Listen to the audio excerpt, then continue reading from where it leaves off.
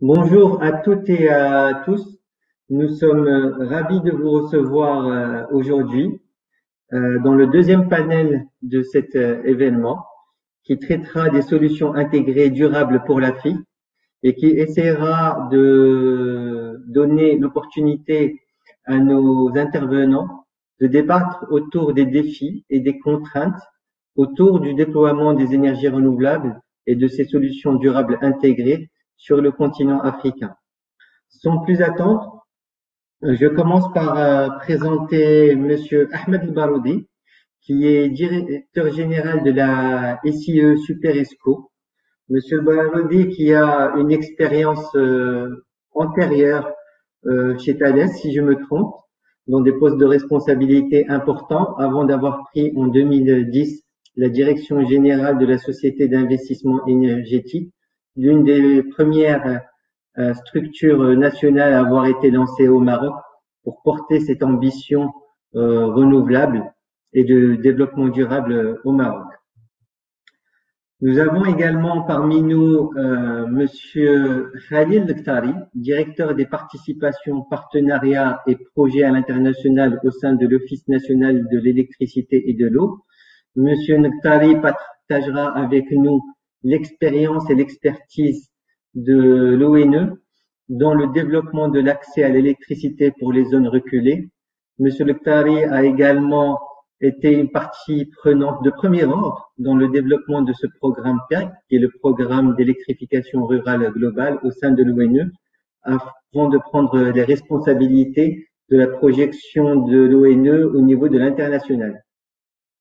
Enfin, et pas des moindres, comme on dit last but not least, Madame Fatem Zahra Khalifa, qui est directrice générale du cluster solaire, lancé en 2015 et qui vise à créer une certaine cohésion entre le secteur privé, le secteur de l'enseignement supérieur, de la recherche, afin de faire émerger des champions nationaux dans le domaine des énergies renouvelables. Madame Khalifa est une experte puisqu'elle a eu des postes de responsabilité dans le conseil, dans une entreprise de premier plan du conseil au Maroc et en Afrique. Et nous l'écouterons également avec une grande attention. Sans plus attendre, je me tourne vers Monsieur El-Baroudi. Est-ce que Monsieur El-Baroudi, vous pourriez nous expliquer, nous présenter cette structure qui est la Super ESCO SIE et nous expliquer également quelles sont vos ambitions, pourquoi cette structure a été créée, quelle est la stratégie et quel est le business model que cette structure ambitionne de faciliter et de mettre en place au Maroc pour le développement de ces énergies durables, mais également dans le domaine de l'efficacité énergétique. Monsieur El-Baroudi, c'est à vous. Merci Césaré. En tout cas, très content d'être parmi vous et de pouvoir parler quelque peu sur la nouvelle SIE, qui était société d'investissement, qui ne l'est plus, qui est devenue société d'ingénierie énergétique. Donc cette nouvelle structure, c'est une société de services énergétiques qu'on appelle, du fait de son caractère public, Super ESCO. C'est un dénominatif, c'est tout, ni plus ni moins. Mais c'est une structure qui a vocation à impulser puis à développer tout le marché ou le secteur en tout cas de l'efficacité énergétique et en particulier dans le domaine du public. Les missions de cette Super ESCO, cette nouvelle société, c'est de développer, de réduire la consommation énergétique, dans plusieurs secteurs.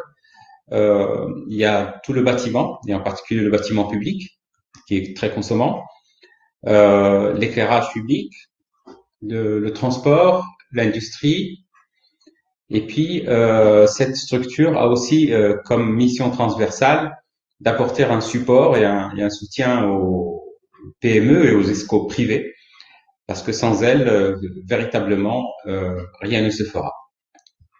Ce qui est important de comprendre, c'est que cette Super ESCO, où cette nouvelle structure n'a pas vocation à intervenir directement sur le terrain, principalement. Elle a plutôt vocation à faire. C'est-à-dire, ce sont pour l'essentiel les PME, les entreprises privées qui sont appelées à intervenir sur le terrain, à contractualiser sur le terrain et à apporter leur expérience pour exécuter, réaliser et réussir des projets d'efficacité énergétique selon différents modèles. La Super ESCO intervient en tout cas sur deux priorités fixées par sa gouvernance dans le cadre de l'exemplarité de l'État. Ce que notre gouvernance nous demande, c'est de donner la priorité au bâtiment public d'une manière générale et à l'éclairage public. Donc, ce sont les deux secteurs sur lesquels nous concentrons aujourd'hui tous nos efforts. Il y a beaucoup à faire, énormément à faire. Et donc, voilà nos lettres de mission aujourd'hui, telles que nous les engageons selon une nouvelle organisation, une nouvelle structure. Vraiment, enfin, je veux dire, il a fallu un gros travail pour tout restructurer. Et par rapport à ça, si je puis dire, il y a trois facteurs clés de succès. Le premier facteur clé de succès, c'est le cadre réglementaire qui doit être ouvert. Parce que sans ça, c'est pas la peine, on n'y arrivera pas. Ni nous, ni les entreprises privées. Je parle souvent au pluriel parce que le vrai message, c'est que la Super ESCO n'est qu'un catalyseur et que seule elle ne fera rien. C'est simplement un facilitateur. Et c'est vraiment comme ça qu'il faut la voir. Et donc aujourd'hui, le cadre réglementaire doit ouvrir le marché à l'initiative privée. Et nous devons nous jouer notre rôle pour que cette ouverture de marché à l'initiative privée s'articule correctement. Il faut aussi, il y a un gros travail d'adaptation des modalités administratives et réglementaires. Si on veut travailler sur les bâtiments publics, il faut que les administrations puissent fonctionner elles aussi facilement avec les entreprises privées. Donc il y a un certain nombre d'adaptations qui ont été très clairement identifiées par des groupes de travail, par plusieurs professionnels du secteur public. Beaucoup de travail et d'initiatives sont en cours, et pour aller véritablement dans ce sens, c'est très très positif. J'y crois. Je pense que ça va être un levier, ou en tout cas un facteur de succès qui atteindra ses objectifs dans le court terme. Le deuxième facteur clé important de succès, ce sont les PME et les ESCO privés. On a besoin de PME, d'ESCO privés compétentes, mais pas uniquement techniquement. On a besoin d'entreprises qui savent maîtriser aussi le risque financier, qui savent appréhender un contrat de performance énergétique. Donc, je rappelle que le contrat de performance énergétique consiste à déployer une prestation d'efficacité énergétique et d'être rémunéré sur du moyen long terme uniquement sur les économies, ce qui signifie que s'il n'y a pas d'économie, et s'il n'y a pas de résultat, il n'y a pas de paiement. D'où la notion de gestion et d'appréciation du risque correctement.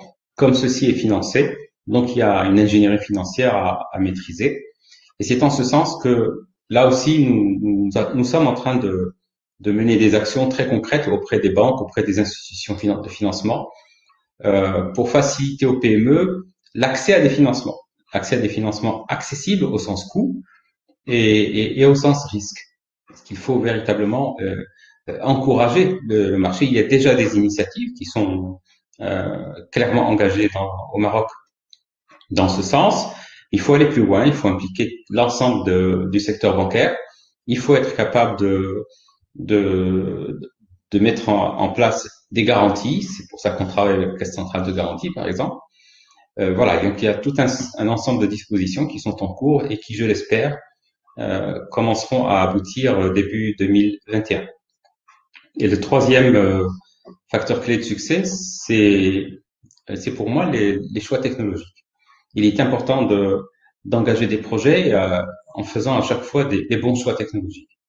C'est très important, ne pas déployer des solutions au niveau des bâtiments ou quel que soit le secteur du reste, en retenant des technos qui pourraient être soit désuètes, soit dépassées, et qui seraient un problème dans le futur. Et d'ailleurs, la pertinence des choix technologiques est directement corrélée à la notion de formation, de la formation des futures générations. Et il est important de former nos futures générations sur ces choix de techno de demain, de manière à assurer la continuité et la pérennité de tout ce qui est en train de se mettre en place. Donc globalement, la Super ESCO intervient en tant que facilitateur, intervient auprès de ses clients, par exemple publics, en assistance à maîtrise d'ouvrage ou en maîtrise d'ouvrage déléguée, opère les, je dirais, les contractualisations, et cela pour faire exécuter les travaux aux PME, aux entreprises qui doivent, elles, ma foi, simplement faire leur travail, soit dans un cadre de contrat de performance énergétique, et là, il y a un risque financier assumé, soit dans un cadre de prestation, en particulier, et ça, il faut qu'on le prévoie aussi, parce que toutes les entreprises ne savent pas assumer encore le risque financier. Voilà. Monsieur Balodi, j'aimerais également comprendre, est-ce que ce rôle de catalyseur et de facilitateur que jouera la SIE se limite à la préparation des éléments nécessaires pour le développement d'ESCO, ou bien est-ce que la SIE ambitionne d'encadrer peut-être des appels d'offres ou des appels à projets pour des concessions inhérentes à ces ESCO, ou également bancabiliser les projets en apportant soit des contributions financières, soit des investissements dans les différentes ESCO qui seront créées. Et la Super ESCO, comment dire, on s'occupe déjà de lancer des appels d'offres. On a lancé des premiers quelques premiers appels d'offres. La mécanique elle est déclenchée au niveau national pour adresser des secteurs de marché. Ça va s'amplifier en 2021. On gère ces appels d'offres, soit on les gère pour le compte typiquement d'un établissement public qui nous confie une maîtrise d'ouvrage déléguée, parce que il y a quand même une certaine expertise à avoir qui est très spécifique à l'efficacité énergétique. Soit on accompagne l'établissement, c'est vraiment à sa convenance, mais dans tous les cas de figure, on enclenche et on engage comment dire, des actions de consultation ou de mise à disposition de marché aux entreprises de manière à ce qu'elles répondent. Maintenant, pour les aspects outils financiers, on intervient, je dirais, selon 3 axes. Il y a un axe avec qui permet de permettre aux contrats de performance énergétique de tourner. Donc c'est là que les banques doivent être actives, présentes, que l'accès au financement pour les PME doit être facilité, et nous agissons en ce sens. Ça c'est un premier axe. Et là on peut intervenir en intermédiation, en de-risking technique des projets de manière à contribuer à la réduction des taux de crédit, etc. et à la compétitivité en fait des financements bancaires pour le secteur de l'efficacité énergétique au bénéfice des entreprises. Ça c'est un premier axe. Le deuxième axe, nous discutons avec des bailleurs de fonds. Par exemple, nous sommes en discussion très étroite avec la Banque africaine de développement, avec la Banque de développement allemande aussi. Tout ça pour mettre en place des lignes de financement qui permettraient de financer des projets. Là, le financement est apporté et donc l'entreprise est financée sur prestation. Elle ne prend pas le risque financier. Elle prend cependant 100% du risque technique. Parce que si elle n'est pas capable de prendre le risque technique, elle peut changer de métier. Mais le risque technique, c'est le minimum absolu à assumer dans le cadre des prestations où les financements sont apportés par ailleurs. Le troisième axe de financement sur lequel on travaille et sur lequel on a déjà conclu nos premiers accords, c'est l'utilisation du financement privé. Le secteur privé a très bien compris qu'il y a, de réelles opportunités d'investissement et de financement. Et ma foi, on va dans ce sens aussi parce que on considère que l'argent doit pouvoir arriver de tout bord. Pour ces clarifications, je passe à Monsieur Lektari. Monsieur Khalil, le Maroc s'est engagé très très tôt à combattre l'exclusion d'une grande partie de la population en apportant un programme intégré qui est le programme PERG pour le développement de l'accès à l'électricité dans les zones les plus reculées. Je sais que vous aviez été un acteur de premier plan dans la concrétisation de ce programme. Est-ce que vous pourriez nous parler de cette expérience marocaine et la partager avec nous et nous présenter ce programme d'électrification rurale? Quels sont les facteurs clés de succès de ce programme? Qu'est-ce qui a fait qu'aujourd'hui, c'est un modèle qui est plébiscité par bon nombre de pays africains pour le dupliquer chez eux? Qu'est-ce qu'on a fait de succès finalement? Merci beaucoup, Césarouali. J'ai préparé quelques slides à l'appui de ma présentation, si on peut les dérouler.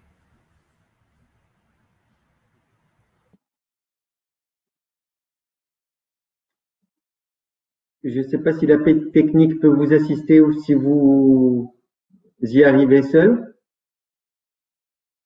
Je pense que la présentation est déjà transmise.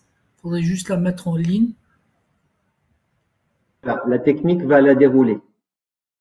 Voilà. Voilà. Allez. Donc, je voudrais tout d'abord commencer par présenter le contexte et présenter l'ONE, donc qui a travaillé sur ce programme-là. Alors, l'ONE, c'est l'acteur de référence du secteur électrique au Maroc. On peut passer l'autre slide, s'il vous plaît. Voilà. Alors, il a pour principale mission de répondre aux besoins du pays en énergie électrique. Il a également comme mission de gérer et développer le réseau de transport qui est le nerf de la guerre d'un système électrique, de planifier, intensifier et généraliser l'extension de l'électrification rurale, ce dont on va parler, œuvrer pour la promotion et le développement des énergies renouvelables et d'une façon générale donc faire face à la demande globale de l'énergie électrique au Maroc. Prochain slide s'il vous plaît. Alors juste quelques chiffres sur l'ON2E. Alors on est à peu près 19 000 employés, ça c'est des chiffres 2019, dont 10 000 à peu près pour le secteur, pour la branche électricité. On gère un peu plus de 8,2 millions de clients entre eau et électricité, dont 6,4 millions de clients pour l'électricité. Un chiffre d'affaires de 3,9 milliards de dollars et un investissement moyen annuel de l'ordre de 900 millions de dollars. On gère également une capacité de 11 gigawatts avec une pointe max qui dépasse les 6500 mégawatts. Et nous avons transporté 39 milliards de kilowattheures donc en 2019. En ce qui concerne l'organisation, donc l'ONE est présent sur tout le territoire marocain, à l'exception d'une dizaine de grandes villes où se trouvent des distributeurs qui sont soit privés, soit municipaux, et qui sont eux-mêmes des clients ONE qui achètent en gros et qui redistribuent dans ces villes-là comme Casa, Rabat, Fès ou encore Meknès. Nous sommes représentés sur tout le royaume par une dizaine de directions régionales à travers 250 agences et propres à l'ONE et un peu plus de 740 points d'encaissement pour faciliter l'accès à la clientèle. Slide suivant, s'il vous plaît. Alors, très rapidement, donc l'ONE est présent dans les 3 secteurs de production, transport et distribution et également dans la partie commercialisation, avec la clientèle moyenne tension, basse tension, mais également très haute et haute tension dont on a l'exclusivité de la gestion. Suivant, s'il vous plaît. Alors, ce slide-là est extrêmement important. C'est un slide qui montre, d'une part, donc le développement que le Maroc a réalisé pour être interconnecté avec ses voisins, notamment avec l'Europe, à travers des interconnexions avec l'Espagne. Nous en avons développé la première en 97, la deuxième en 2006, et ça nous permet donc d'accéder au marché espagnol, d'intervenir en tant qu'agent sur le marché spot, mais également d'avoir des contrats bilatéraux donc avec les producteurs espagnols. Cette interconnexion a une capacité d'échange de 1400 MW, ce qui n'est pas rien, et ça nous a permis certaines périodes d'avoir plus de 900 MW quotidiens donc d'échange avec l'Espagne. Ça a été développé, il faut le souligner, dans un premier temps comme outil d'arbitrage économique. Ça veut dire que on l'a utilisé pour aller chercher des kilowattheures en Espagne quand le coût en Espagne était moins cher que le coût de notre propre production. Et ça, bien sûr, c'est au bénéfice des Marocains pour leur permettre de disposer du kilowattheure le moins cher possible. Nous sommes en train de travailler avec l'Espagne sur une troisième interconnexion pour renforcer donc cette interconnexion, et je crois que M. Ali Zouali en parlera lorsqu'il abordera la roadmap, donc qui nous permettra de véhiculer donc de l'énergie donc vers l'Europe. Nous avons également une interconnexion avec le voisin algérien, mais c'est pas une interconnexion commerciale, c'est plutôt une interconnexion de secours mutuel. Et nous aspirons donc à travailler, à développer une interconnexion avec les pays ouest-africains à travers la Mauritanie pour pouvoir donc donner accès et relier donc toute l'Afrique de l'Ouest avec l'Europe à travers le Maroc. Et c'est un projet que le WAP, qui est le Western African Power Pool, a inscrit dans l'agenda de ses travaux. Alors, le rôle que le Maroc joue en tant que carrefour électrique entre l'Afrique et l'Europe est indéniable et très important. C'est pour ça que j'ai tenu à passer ce slide-là. On peut passer. Alors, j'en arrive au programme d'électrification rurale globale, le PERG. C'est un programme qui a été lancé, c'est parmi les programmes, je voudrais juste rappeler que le Maroc disposait de programmes avant, donc il y avait le PNER, il y avait d'autres programmes, mais qui étaient assez timides dans les réalisations et dans l'électrification et le raccordement des clients. Tout au plus, on pouvait faire de 50 villages par an si on était dans les meilleurs des cas.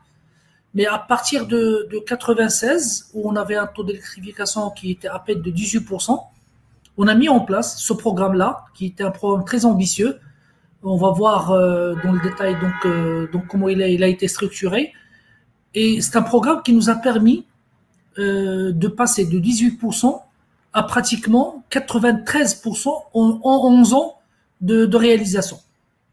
C'est pour vous dire que on a été très très rapide, et je crois que c'est une cadence qui n'a jamais été enregistrée nulle part au monde, puisque il nous est arrivé d'électrifier un peu plus de 5500 villages par an. Ça veut dire que chaque jour que Dieu fait, on pouvait raccorder jusqu'à 17 villages. Donc, et ça, on pouvait également chaque année raccorder 300 000 nouveaux clients. Alors, imaginez 300 000 nouveaux clients, c'est comme une ville de Rabat qui sort de terre chaque année. Donc, chaque année, on met sur le système électrique une ville comme Rabat. Donc, à travers ce programme-là. Ce programme a concerné, en définitive, un peu plus de 40 000 villages au niveau national. Il a donné l'accès à 12 millions de citoyens marocains, et il a coûté à peu près 20 milliards de dirhams, de 2,4 milliards de dollars d'investissement. Il a permis également de créer plus de 100 000 emplois, de donner également donc naissance à plus de 170 000 activités génératrices de revenus en milieu rural. On a pu électrifier plus de 12 000 écoles et plus de 1100 dispensaires à travers ce programme-là. Et chose également importante, mais je crois que on reviendra sur ça. Donc, le programme a permis de développer un tissu industriel très important au Maroc, des Marocains qui se sont mis donc pour fabriquer toutes les composantes nécessaires pour le développement de ce programme-là. Voilà, donc très schématiquement, ce qu'on a fait. Ce programme, on l'avait commencé, mais avec une idée, c'est d'apporter non seulement l'électricité, enfin l'éclairage au foyer, mais également d'essayer de développer les activités économiques et ce qu'on appelle communément les AGR. Et on a également travaillé sur des études pour appréhender, mesurer les impacts socio-économiques d'un tel programme. Il faut dire tout de suite qu'il y a certains impacts qu'on peut mesurer, d'autres qu'on ne peut pas mesurer, mais en fait qu'on les sent, ils sont là. J'ai essayé de schématiser très globalement donc ces impacts. Alors il y a des impacts économiques puisque, comme je l'ai dit, donc on a développé des activités génératrices de revenus qui n'existaient pas dans le milieu rural, dans les villages. Il y a eu la création de nouveaux commerces qui n'existaient pas. Il y a eu un tissu industriel qui s'est développé et qui a pu utiliser l'électricité, chose qu'il ne pouvait pas avant. C'est les soudeurs, c'est les minoteries, c'est les huileries qui étaient traditionnelles, mais maintenant qui ont commencé à utiliser l'électricité. Côté santé, donc les gens ont maintenant accès aux soins locaux avec la possibilité de préserver et de garder les médicaments dans des conditions salubres. C'est une erreur. J'ai écrit exode rural, mais c'est plutôt de l'autre côté. Sur la partie sociale, justement. Donc, ce dont je parlais, donc des choses qu'on ne peut pas mesurer, c'est le bien-être social. Donc, la possibilité donc de donner aux élèves donc une éducation un peu plus raffinée avec le rallongement de la durée d'activité. En fait, je l'ai mise au milieu, mais c'est ça va pour toutes les autres composantes. On a plus de temps, donc même s'il fait noir, on a la possibilité d'éclairer, de continuer l'activité, que ce soit l'éducation, que ce soit le commerce, que ce soit le travail. Et chose également très importante, c'est l'exode rural. Donc, on a mesuré que dans les villages dans lesquels on a travaillé, on a vu que non seulement ça a freiné l'exode rural vers les villes, mais on a enregistré un taux, même s'il est faible, de retour donc vers les villages ruraux de certains citoyens. Alors, un impact également direct sur les équipements électroménagers, puisque on a mesuré que durant la première année qui suit l'électrification d'un village, on a pratiquement 100% des foyers qui se sont équipés de téléviseurs couleur, il faut le dire. On a 90% qui se sont équipés de réfrigérateurs. Et donc il y a d'autres appareils électroménagers qui ont fait leur apparition dans les foyers. Chose également importante, c'est l'accès à l'information, puisque avec la télévision, avec les satellites, les paraboles et tout ça, donc les gens ont maintenant accès à des programmes éducatifs, à de l'information en temps réel, et donc de savoir ce qui se passe un peu dans le monde. Alors côté environnement, nous avons également enregistré donc un impact important sur les énergies primaires qu'on utilisait avant, donc le kérosène, le charbon, le bois pour la cuisson, la déforestation, donc ça aussi c'est très important. Et en définitive, c'est une réduction de CO2 donc enregistrée quelque part. Vous voyez également que j'ai mis le coût abordable. Dans le premier panel, on a également parlé de ça.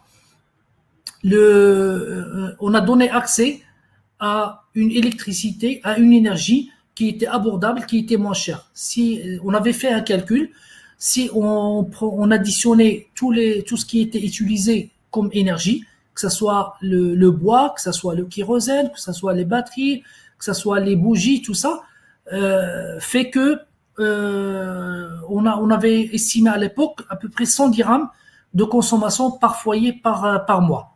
Et avec l'électricité, donc les gens ont maintenant pu avoir accès à une énergie qui était moins chère. Sur la mortalité également, donc on a eu également un impact important puisque, comme je le disais, bon, il y avait des problèmes, par exemple au niveau du rural, au niveau des serpents, des scorpions qui parfois donc touchaient des gens. Et maintenant, avec le réfrigérateur, on pouvait garder donc des antidotes donc qui pouvaient être administrés très rapidement. Et en définitive, enfin, on a noté que l'électrification jouait un rôle locomotive pour les autres secteurs, puisque dès qu'on avait le passage des lignes électriques, suivait tout de suite après les fils téléphones, suivait après les routes, quand il n'y en a pas, et d'autres secteurs donc qui s'installent, donc comme le mobile qui s'est fortement développé. Bon, je vais m'arrêter là parce que sinon, si je continue sur les impacts, c'est toute une étude très importante. Et je passe au slide suivant qui parle des facteurs clés de succès donc de ce programme-là. Alors, premier facteur important, c'est un montage institutionnel et financier qui était bien huilé, bien fiable, bien structuré. La première des choses, c'est la participation financière. Donc, on avait très tôt estimé que la gratuité n'était pas une bonne chose et qu'il fallait impliquer tous les bénéficiaires, que ce soit les foyers, que ce soit les communes et l'État, donc à travers l'ONE, donc qui a participé à hauteur de 55% dans le programme, le foyer à hauteur de 25% et la commune à hauteur de 20%. Avant, les gens attendaient que l'État leur ramène l'électricité et ne faisaient pas d'efforts, alors que là, donc on les a mis à contribution. Deuxième chose, donc on l'appelle le programme d'électrification globale. Il est global par sa participation financière, mais également global par sa couverture territoriale, puisque on a, je vais en parler juste après avec le schéma directeur, mais on a dès le début opté pour un équilibre régional dans toutes les régions du Maroc. Il n'était pas question de développer une région par rapport au détriment de l'autre, mais d'essayer d'aller d'une façon équilibrée dans toutes les régions. Et pour cela, donc, on avait bien étudié ce qu'on appelait des dorsales qui permettaient, donc, c'est des autoroutes qui permettaient de ramener l'électricité en grande quantité et après, donc, de pouvoir la distribuer vers les différentes régions. Il est également global parce qu'on a, dès le départ, utilisé toutes les technologies d'électrification. M. Baroudi en parlait, donc très important de parler de l'aspect technologique. Bon, on a bien entendu utilisé le réseau en majorité, mais on a également utilisé tout ce qui nous pouvait électrifier, que ce soit les panneaux solaires. Et à ce titre-là, donc on a installé plus de 55 000 kits photovoltaïques pour des foyers qui étaient dispersés, un peu dispersés donc dans le rural.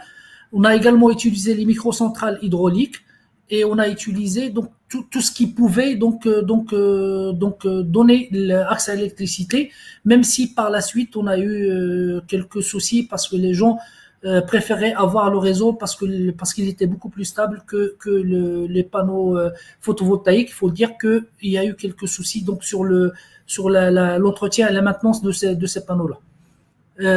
Alors, deuxième facteur important, c'est la bonne gouvernance du programme. Alors, dès le départ, c'est vrai qu'on a inscrit l'électrification rurale parmi les missions de l'ONE, alors qu'avant, il n'y avait pas un organe ou un organisme qui chapeautait d'une façon claire, qui prenait en charge l'électrification rurale. Donc, on a inscrit ça dans les missions de l'ONE. Mais l'ONE n'a pas travaillé seul, il a travaillé avec tous les acteurs, que ce soit les communes, puisqu'il y a eu beaucoup de concertation, beaucoup d'implications des communes. On a mis en place des conventions qui avaient été signées avec les communes, qui définissaient exactement les territoires des villages, qui définissaient le nombre de foyers à électrifier, qui définissaient l'ordre d'électrification. Et c'est là où je parlerai tout de suite après donc du schéma directeur, parce qu'on a fait un schéma directeur qui nous permettait donc de respecter ce que j'ai dit tout à l'heure, la couverture et l'équilibre territorial. Et on n'a absolument pas donc absolument pas mis, comment dirais-je, l'aspect politique, parce il y avait des élections, il y avait des choses qui se passaient comme ça, donc c'était hors scope pour nous. Donc c'était un programme vraiment objectif qui ne tenait pas compte de tout ça. Et enfin, donc l'autre facteur très important, c'est la simplicité des formules qui avaient été utilisées, parce que bon, on a essayé disons, de mettre en place des formules très simples pour la clientèle, notamment pour l'accès, pour leur permettre d'avoir accès à leur raccordement. Donc l'ONE a préfinancé, a tout préfinancé, y compris la part des foyers, y compris la part des communes, et on a mis en place un mécanisme de remboursement donc graduel. Je vous disais tout à l'heure que la facture mensuelle était de 100 dirhams. Avec l'électricité, on a estimé qu'il était à 60-70 dirhams. Et donc, on s'est dit, donc sur pour les foyers, on allait rajouter dans chaque facture à peu près 30 dirhams. 30 dirhams, c'est un œuf par jour. Hein. Un œuf par jour pour permettre de rembourser l'ONE dans le préfinancement des 25% des foyers. C'est des méthodes très simples qui ont vraiment donné leurs fruits. Et on a également utilisé des méthodes pour accélérer les abonnements parce que bon là vous investissez d'une façon très très importante dans un réseau, mais il faut pas qu'il reste sans être utilisé. Et donc on a accéléré les abonnements et accéléré le raccordement de la clientèle. On a anticipé sur un certain nombre de choses pour aller un peu plus rapidement. Et tout ça, c'est des facteurs clés du succès qui nous ont permis donc d'aller très rapidement, comme j'ai dit tout à l'heure. Donc des années où on a dépassé les 5500 villages par an. Next slide, je crois que c'est le dernier. C'est le tarif. Slide, je pense. Voilà, donc je m'arrête là. On parlera de la transposabilité du modèle par la suite. Je suis désolé d'avoir pris le temps, mais si vous m'avez laissé, je serais resté toute la journée à parler du PERG. Merci. En tout cas, nous ne nous ennuyons pas à vous écouter, tellement ce partage d'expérience et de savoir-faire est bien présenté par vous-même et a l'air extrêmement intéressant dans une volonté de peut-être le dupliquer dans d'autres pays en Afrique. Vous nous parlerez sûrement de l'expérience que vous avez dans d'autres pays africains. Mais avant tout, j'aimerais juste dire à nos chers participants et audience que j'ai bien relevé quelques questions qui ont été posées et que nous y reviendrons assez rapidement. Je passe la parole à Madame Fatem Zahra Khalifa, directrice générale du cluster solaire. Est-ce que vous pourriez nous présenter, s'il vous plaît, le cluster solaire, donc qui a été créé il y a un peu plus de 5 ans maintenant, comme un outil du programme intégré d'énergie renouvelable au Maroc, qui vise non seulement la production d'énergie, mais également le développement de la R&D, le développement territorial, and so on, j'allais dire. Et un des axes majeurs de ce programme intégré est le développement d'un tissu industriel local qui puisse jouer le rôle de relais de développement économique et industriel dans le pays. Et cet outil se révèle être principalement le cluster solaire. Notamment, nous aimerions bien écouter comment vous êtes organisé, quelles sont vos actions principales pour mobiliser le secteur privé autour de cette grande ambition au Maroc, mais également partager avec nous un projet qui a eu une grande résonance très positive au niveau des médias, qui est le village solaire 100% solaire à Essaouira. Et comment en fait ce concept vous y avez pensé, comment vous avez réussi à l'implémenter et comment vous ambitionnez également aujourd'hui d'utiliser le cluster pour stimuler et accélérer sa généralisation au Maroc. Merci Madame Fatem Zahra, je vous passe la parole. Bonjour à tous, merci Ali. Je suis ravie d'intervenir au niveau de la nouvelle édition du Salon Photovolt Africa. Donc toujours un plaisir d'être parmi vous. Donc le cluster solaire a été créé en 2014. Donc c'est l'association des acteurs du secteur des énergies renouvelables et des technologies vertes. Il a été créé par les principaux acteurs de l'écosystème des énergies renouvelables, donc à savoir les fédérations professionnelles et Mazen également. Donc le cluster a été mis en place avec comme principale mission donc d'accompagner le développement d'une industrie locale compétitive.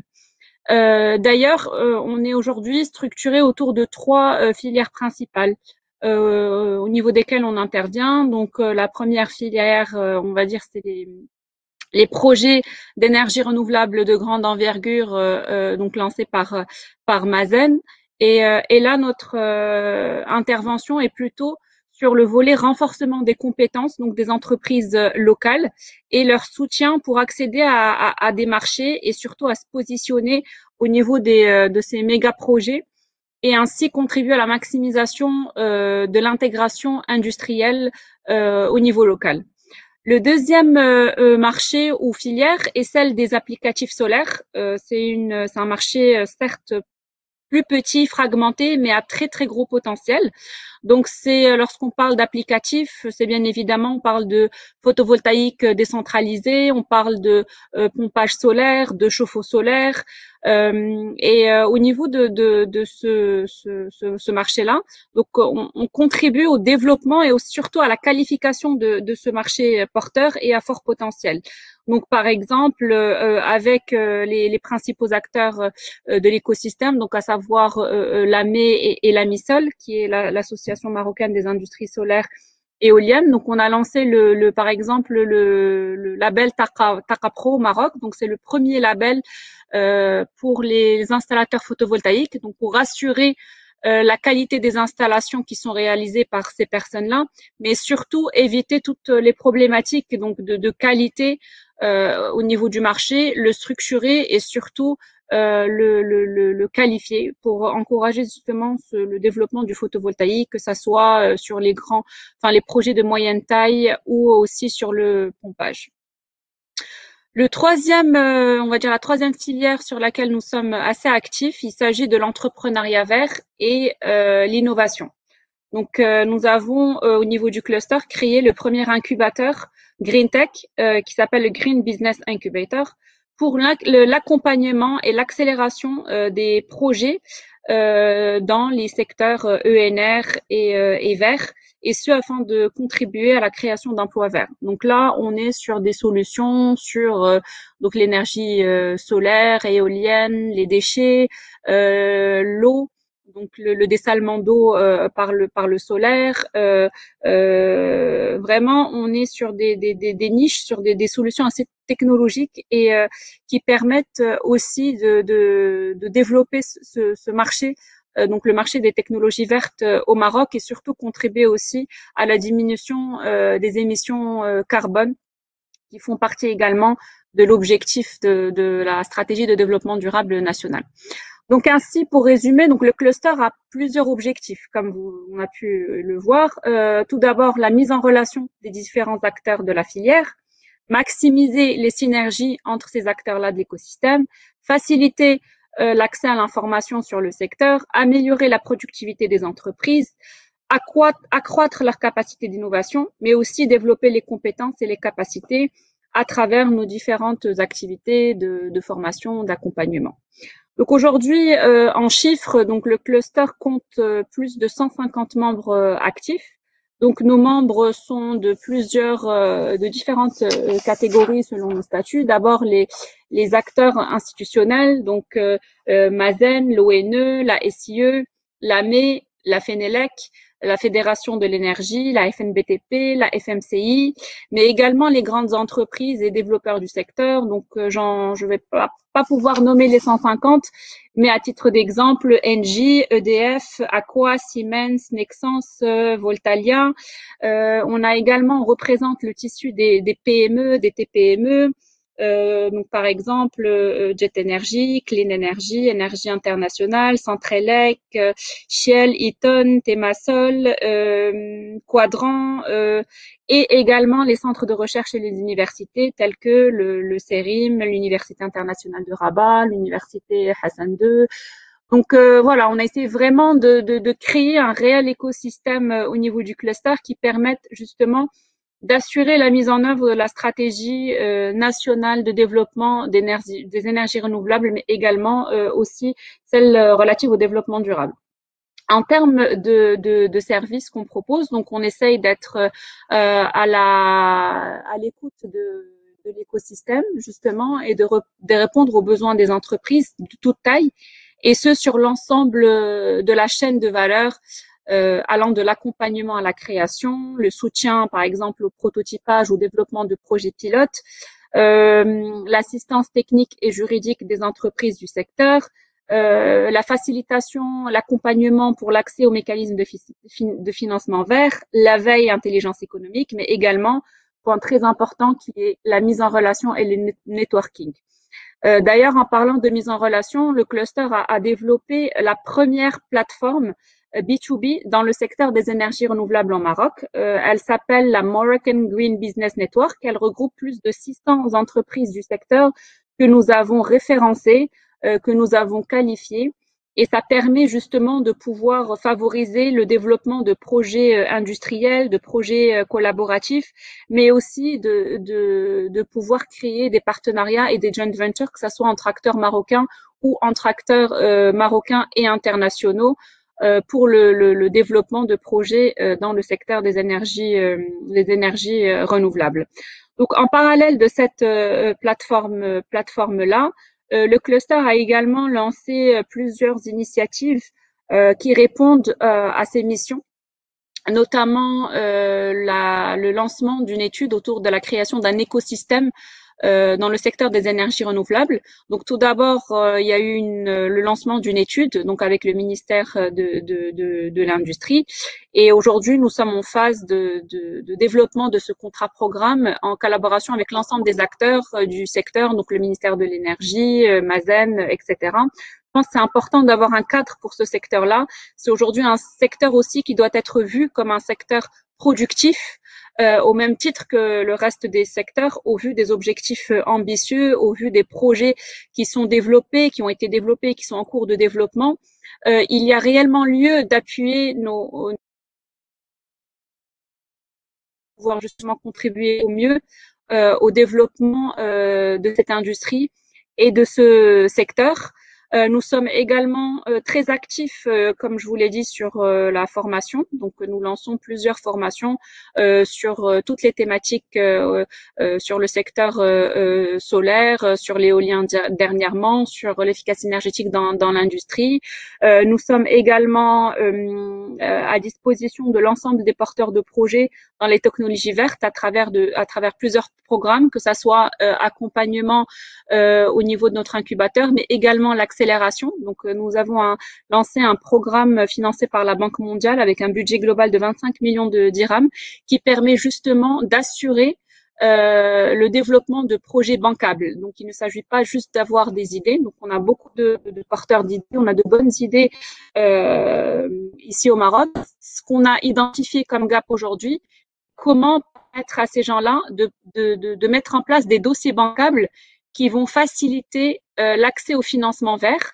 Et d'ailleurs, donc, on met à disposition des experts pour monter ces dossiers-là, avoir le discours nécessaire avec les fonds d'investissement, et on va jusqu'à la mise en relation avec les fonds d'investissement marocains, mais également étrangers, pour assurer le développement de start-up et de solutions vertes, pérennes et durables.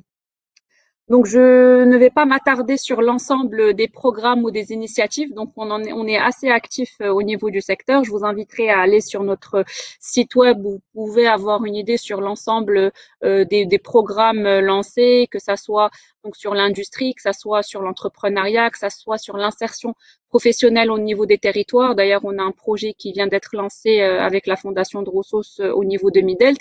Donc, plusieurs initiatives qui permettent justement de créer cet écosystème vert et durable au Maroc. Donc, je vous invite à visiter notre site web www.cluster.ma.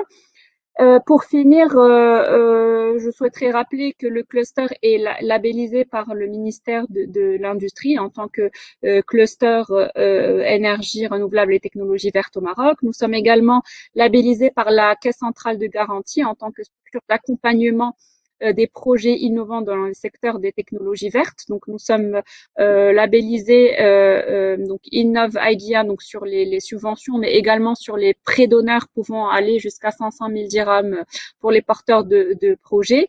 Et nous sommes également représentants, donc on héberge le Morocco Climate Innovation Center, donc le MCIC, qui est un réseau mondial créé par la Banque mondiale pour le soutien de l'entrepreneuriat et de l'innovation verte. Et enfin, le cluster est également a été désigné comme point focal du CCTN, qui est le Climate Technology Center and Network. Voilà, donc j'espère que je n'ai pas été trop longue dans le rappel pour ceux qui ne connaissent pas le cluster par rapport à ses missions et ses objectifs. Je rebondis sur la deuxième question de Monsieur Zarouali, donc qui fait partie aussi pleinement de nos missions, donc qui est l'accompagnement au développement de projets collaboratifs. Et c'est comme ça qu'est né le village solaire de Souairan. Donc nous avons développé en partenariat avec plusieurs acteurs, donc le premier village solaire intégré, 100% intégré en Afrique. Donc le début de cette initiative était le développement d'un projet collaboratif avec l'un de nos membres, donc membre du cluster solaire, qui est la société Clean Energy Maroc. La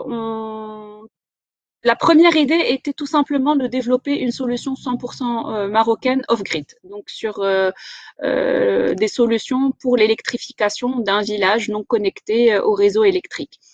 Et au fur et à mesure de l'avancée de ce projet-là, on s'est rendu compte que c'était beaucoup plus complexe qu'une simple solution d'électrification, mais qu'il fallait plutôt réfléchir à un concept. Donc un concept de développement d'un village solaire qui puisse être scalable, qui permette de contribuer à un modèle de développement socio-économique pérenne au niveau de ce territoire off-grid. Tout cela en valorisant les énergies renouvelables du même village. Donc, ce village consisté en l'électrification d'un village de plus de 50 habitants, composé de 15 à 20 familles, par l'énergie solaire photovoltaïque, et ce tout en valorisant l'énergie renouvelable, et ce dans le cadre de plusieurs applicatifs pour créer un village pilote, vitrine et surtout intégré. Donc, je souligne le mot intégré. Comme vous le savez, il existe des centaines de villages solaires en Afrique, mais celui-ci a la spécificité d'être vraiment intégré, donc 100% autonome. Il se situe au niveau de la commune d'Ounara à Souairan. Il est à fort potentiel, à fort impact environnemental, social et économique. Ce projet-là a permis, comme je vous l'ai dit, d'alimenter une vingtaine de maisons non connectées au réseau en électricité verte, issue de la mise en place d'une petite centrale photovoltaïque avec stockage sur batterie, et aussi un mini grid. Donc la technologie utilisée, c'est la technologie AC coupling qui a permis de répondre aux besoins de la population locale. Au total, pour information, il s'agissait de 32 panneaux solaires installés avec une capacité de 8,32 kWh. La solution technologique a permis de répondre aux besoins du village avec aucune coupure, et ce sur les 3 dernières années au niveau de laquelle nous avons piloté et suivi la mise en œuvre de ce projet-là. Et à noter également que chaque foyer a été équipé par un cuiseur solaire, un réfrigérateur, une télévision et d'autres équipements électriques et électroniques, et ce en fonction des besoins de chacun. Donc en plus de l'accès à l'électricité, à cette électricité gratuite et disponible, ce projet se veut innovant. se veut innovant à travers la valorisation d'applicatifs. Donc, on a mis en place des chauffe-eau solaires thermiques pour l'eau chaude sanitaire, de l'éclairage LED et solaire au niveau du village, du pompage solaire. On a mis en place des fours solaires et des cuiseurs pour les femmes du village et également, pour finir, un hammam solaire et un château d'eau pour l'amélioration des conditions de vie de ce village. L'innovation du concept, en tout cas le business model, c'était comment est-ce que ce village pouvait durer dans le temps. Comme vous le savez, les batteries coûtent très cher. Les batteries coûtent très cher. En général, les batteries s'usent au bout de entre 3 et 5 ans en fonction de la consommation du village. Donc, on a pensé à un mécanisme qui était de créer une activité génératrice de revenus au niveau de ce village-là. Donc, on a réfléchi ensemble avec les autorités locales, les villageois, les différents partenaires du projet. Donc, j'en ai pas encore parlé, mais ce projet est soutenu par plusieurs partenaires. Donc, tout d'abord, les partenaires privés, donc Intermarché Petit Olivier en France, donc qui ont financé une partie du projet, Mazen également. La commune, donc les autorités locales au niveau de Souera, la Fondation Mohamed V de protection de l'Arganier. Donc vraiment, c'était le ministère de l'énergie également. Donc vraiment, c'était un projet collaboratif avec l'implication et l'intervention de plusieurs acteurs, chacun sur un volet particulier. Donc, dans cette approche, comme je vous ai dit, de développement local, on a essayé d'identifier l'activité génératrice de revenus que pouvaient exercer les femmes du village. Donc, on s'est rendu compte que l'activité, donc l'argan, donc le concassage d'argan, était quelque chose d'assez développé au niveau de la région. Donc, on a développé et financé un atelier de concassage d'argan en faveur des femmes du village, donc pour avoir des revenus assez, on va dire, pérennes. Donc, Petit Olivier, qui est une marque cosmétique et partenaire de projet, s'est engagé à racheter la production d'argan du village. Sur cette production, on va dire cette transaction-là, une part est prélevée automatiquement par une association que nous avons créée sur place. Et donc, les fonds, au niveau de notre business plan, au bout de 5 ans, les fonds, en tout cas les prélèvements sur cette activité génératrice de revenus, seront capables de financer le rachat de nouvelles batteries, pour assurer la continuité et aussi la pérennité de ce village-là. En parallèle de cela, nous avons assuré également la formation des habitants du village pour assurer aussi la maintenance des équipements solaires en cas de besoin. Au fur et à mesure du suivi du développement de ce village-là, nous nous sommes rendus compte d'une petite contrainte, d'une contrainte majeure, je voulais dire. C'était le fait que ces femmes-là qui devaient travailler au niveau de l'atelier d'argan n'étaient pas toujours disponibles, pour la simple raison que leurs enfants étaient scolarisés un peu plus loin du village. Donc là, il fallait repenser encore le modèle et voir comment pouvoir compléter ce village-là, chose qu'on a réussi à faire à travers une levée de fonds. Donc, on a pu aussi développer des classes de préscolaire et des ateliers et des classes d'alphabétisation pour les femmes du village, et ce qui a permis aussi de pouvoir créer ce village, on va dire, autonome, où nous avons une activité génératrice de revenus, des enfants scolarisés en préscolaire, des solutions solaires viables qui sont qui pourront être renouvelés en cas de besoin grâce aux prélèvements réalisés au niveau de l'association. Et donc aujourd'hui, nous sommes vraiment fiers et ravis de pouvoir d'avoir réussi avec l'ensemble des partenaires, bien sûr, et je les en remercie encore une fois, avoir réussi à développer ce premier concept intégré et surtout viable et durable. Dans le même contexte, aujourd'hui, nous travaillons justement suite à la réussite de ce premier village intégré.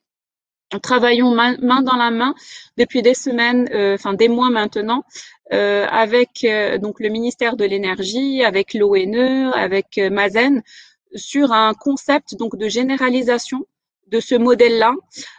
Au niveau des villages restants au Maroc non connectés. Donc, on a réussi à a identifié plus de 800 villages restants non connectés au Maroc.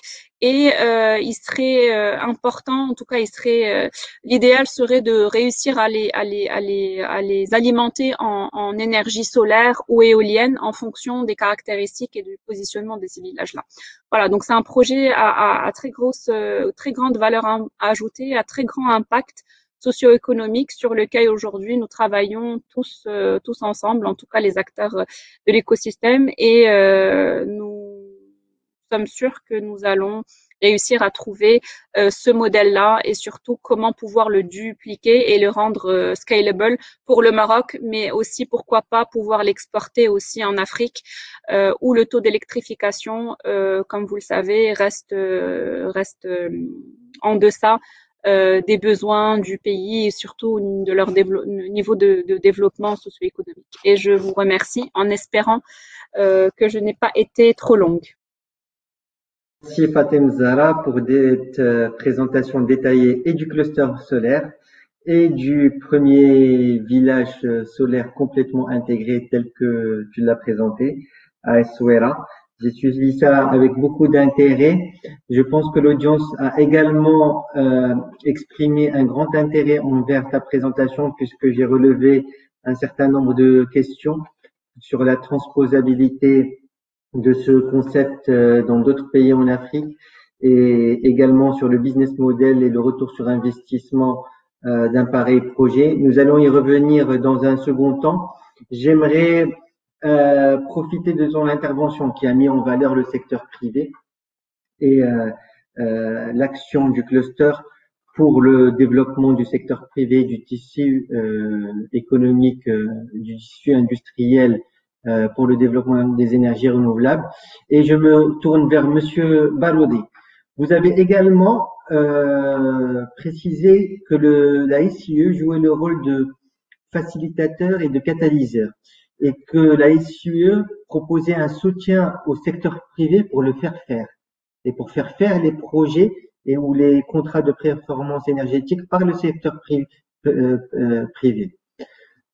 Quels sont les outils ou quelle est votre ambition pour la naissance d'un secteur privé ou d'un tissu de PME compétitif capable réellement de porter cette stratégie au niveau du Maroc et qui puisse ensuite être exportable dans d'autres pays, s'il vous plaît.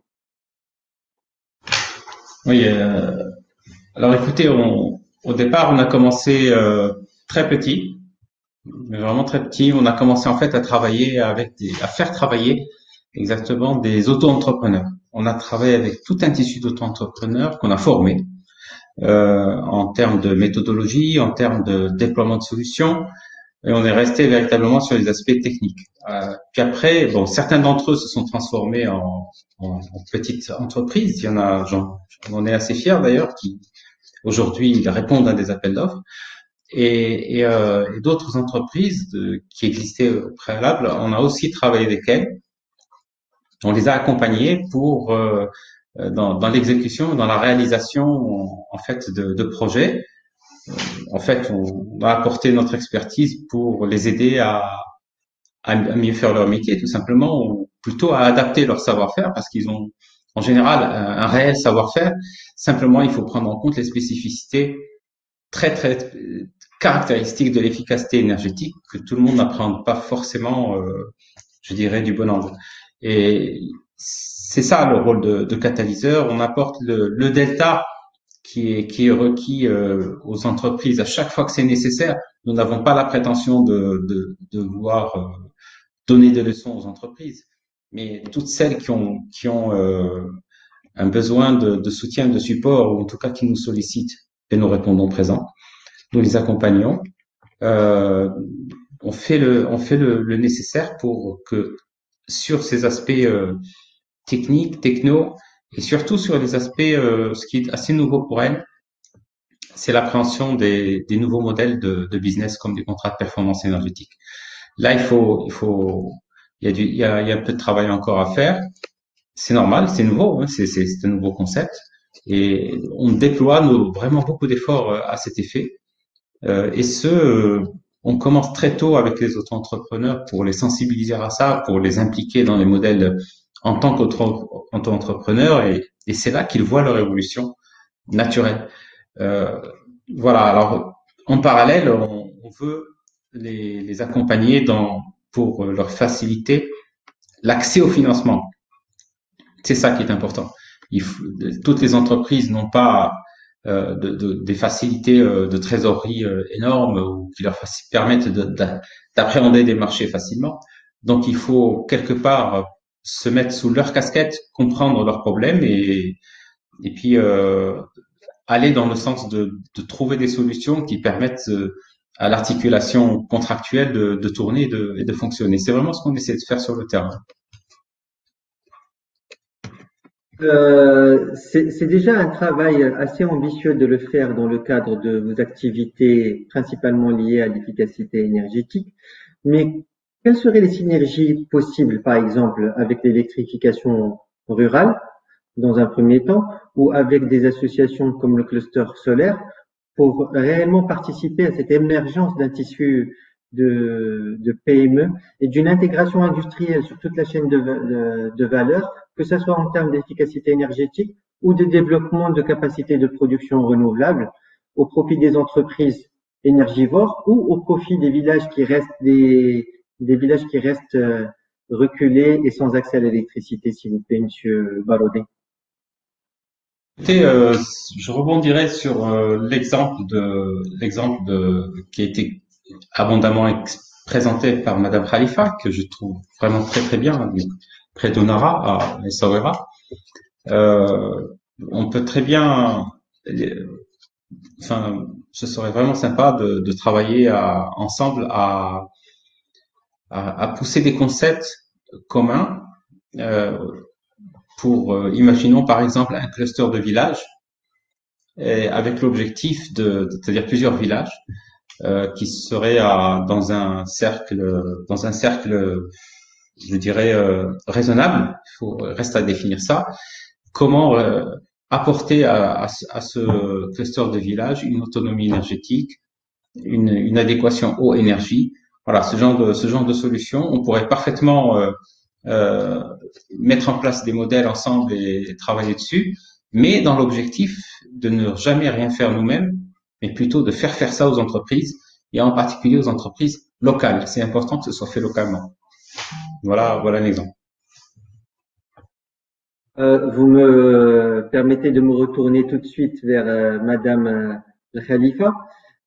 Cette perspective de faire au secteur privé a interpellé quelques participants qui se posent la question du retour sur investissement d'un pareil projet solaire rural à Essaouira et qui se demandent quel est le business model derrière ça, comment s'est fait l'investissement, quel est le business model des entreprises qui ont implémenté ce type de projet, ou bien quel est le concept pilote qui a été testé et comment pourrait-il permettre de développer un business model durable, sustainable comme on dit, duplicable dans d'autres villages, s'il vous plaît. Madame Khalifa, vous êtes avec nous? Oui, vous m'entendez?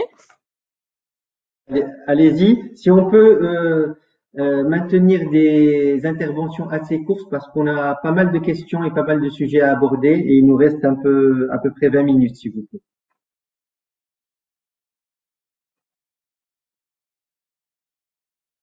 Noté, on va être straight to the point.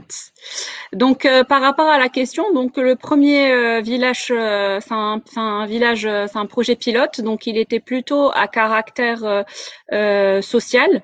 Je peux rapidement parler du business model. Donc le business model, notre principal, on va dire, objectif était d'assurer la viabilité de ce village-là, qu'on n'ait pas des batteries qui ne fonctionnent plus au bout de 5 ans et refaire tomber ces gens-là dans le noir au bout de 5 ans. Donc sur ça, le pari a été réussi. Donc à travers les prélèvements sur l'activité génératrice de revenus, donc ils sont en mesure d'assurer la pérennité donc de la solution solaire de façon, on va dire, assez durable. Ensuite, c'est une très bonne question. Donc le business model, en plus du prélèvement sur les montants des activités génératrices de revenus pour le renouvellement des équipements, nous sommes en train de travailler, comme je vous ai dit, main dans la main avec notamment l'ONE, le ministère de l'énergie et Mazen, sur comment rendre ce projet, on va dire, intéressant et aussi avec un retour sur investissement pour les sociétés marocaines qui souhaiteraient se positionner éventuellement sur les prochains villages solaires. Donc sur ça, plusieurs concepts qui ont déjà été développés et testés par l'ONE dans d'autres cadres.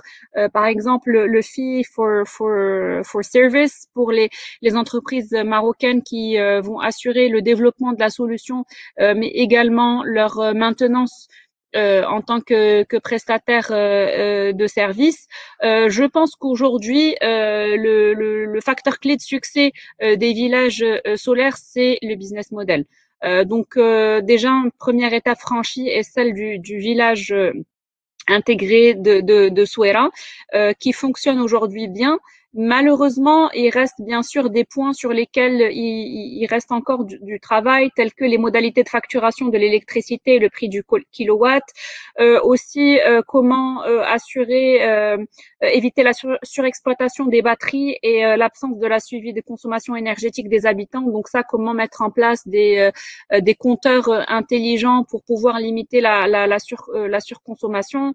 Aussi, comment travailler sur l'appropriation du projet par les villageois. Donc ça aussi, c'est un élément clé auquel c'est une difficulté qu'on n'avait pas envisagée et qu'on a pu voir au niveau du village, qu'il faut travailler avec les populations locales bien en amont pour s'approprier, donc un travail de sociologie avec les habitants.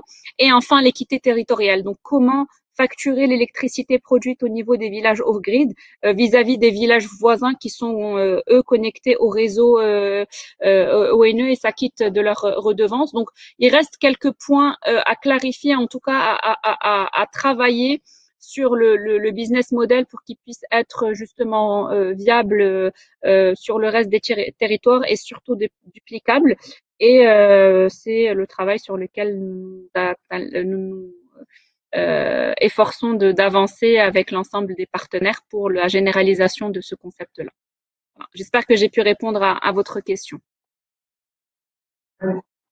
Magnifique. Je retiens que le concept, c'est un concept innovant qui est là et qui maintenant doit être transformé en un business model viable. Toutefois, ce business model dépendra des besoins et des spécificités de chaque village dans lequel ce concept sera intégré. Et donc, la rentabilité de ce business model a été démontrée via votre projet pilote, mais elle reste à être adaptée selon chaque projet. On a une bonne nouvelle, c'est que les organisateurs aient vu le nombre de personnes qui n'arrêtent pas de rejoindre ce panel qui semble susciter beaucoup d'intérêt. Nous ont rajouté à peu près 25 minutes, donc nous sommes ici là tous ensemble jusqu'à 15h55 GMT, ce qui me permet de poser une autre question avant de donner la parole à Monsieur Lektari et de passer sur le volet Afrique, qui, je le vois, de par les questions, suscite un grand intérêt. J'aimerais comprendre, parce qu'on parle beaucoup de solaire aujourd'hui dans l'électrification rurale. On parle beaucoup de l'aide, de moyens d'optimiser les factures énergétiques quand on parle d'efficacité énergétique. Il y a, dans le cadre d'un développement durable, il y a un cercle vertueux qui s'appuie sur la gestion ou la valorisation des déchets pour produire de l'énergie, ce qui permet à la fois d'apporter une efficacité énergétique avec une électricité moins chère, de préserver notre environnement dans lequel nous évoluons et nous vivons tous, et d'améliorer ses factures énergétiques. Et je me retourne encore une fois vers Monsieur Baroudi. Concernant cette valorisation des déchets pour produire de l'énergie, est-ce que cette source, vous l'étudiez? Est-ce qu'elle a sa place dans le paysage énergétique et dans les programmes étatiques pour contribuer à cette dynamique de développement durable, s'il vous plaît? Alors là, vous posez une très très bonne question. sa place, oui, elle a définitivement sa place, et en particulier lorsqu'on travaille avec des municipalités. Les entités concernées par l'efficacité énergétique, les municipalités en font partie. Un village ou un groupement de villages.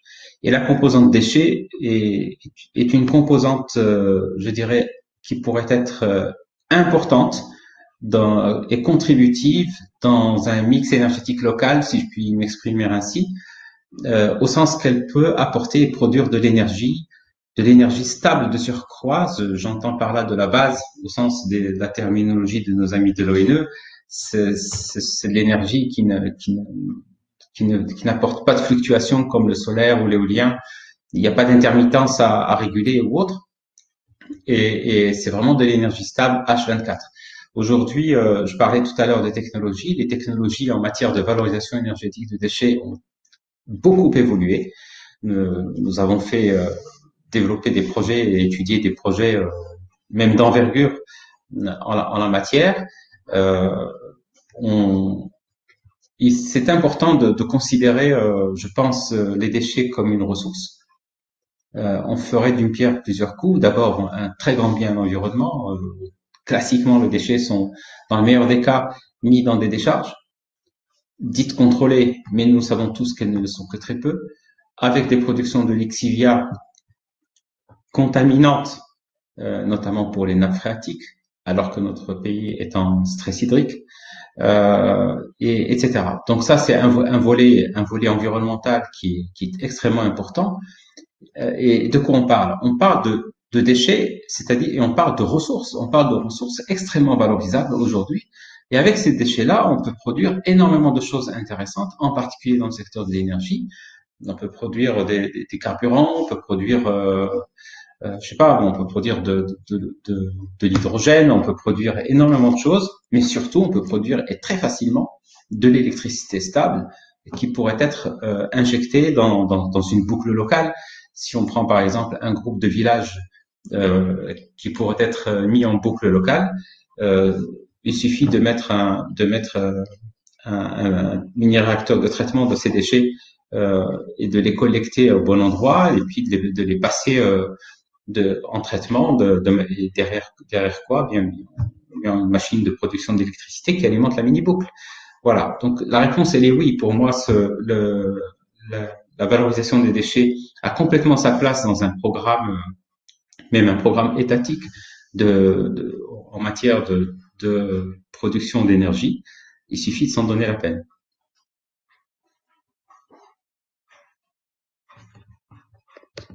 Monsieur Barodé, et en synthèse, toute forme d'énergie renouvelable est valorisable dans le cadre d'un développement durable du pays et dans le cadre d'une nouvelle dynamique de croissance verte pour le pays, que ce soit la gestion des déchets, que ce soit l'énergie solaire, avec toutes les applications qui peuvent en découler, comme l'a bien précisé Madame Khalifa, ou également l'éolien également.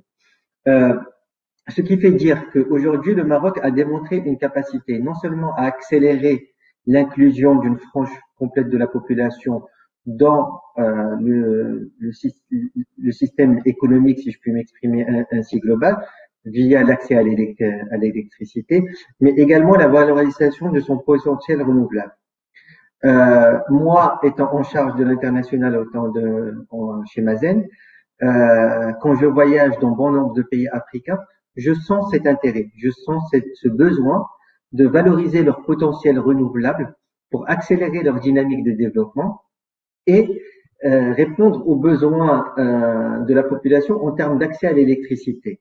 Je sais que l'ONE est un des fers de lance au Maroc sur l'exportation de cette expertise marocaine et de ce modèle marocain basé sur le PERG, comme Mazen le fait également sur le déploiement de projets d'énergie renouvelable partout en Afrique.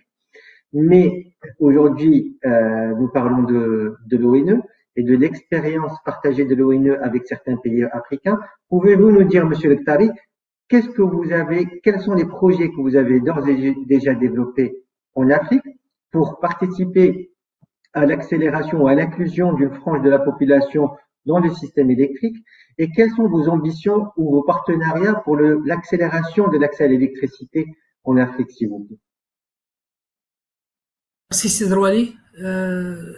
Vous avez parfaitement raison. Le modèle marocain est transposable, mais avec des adaptations. Si on peut passer mes slides, s'il vous plaît.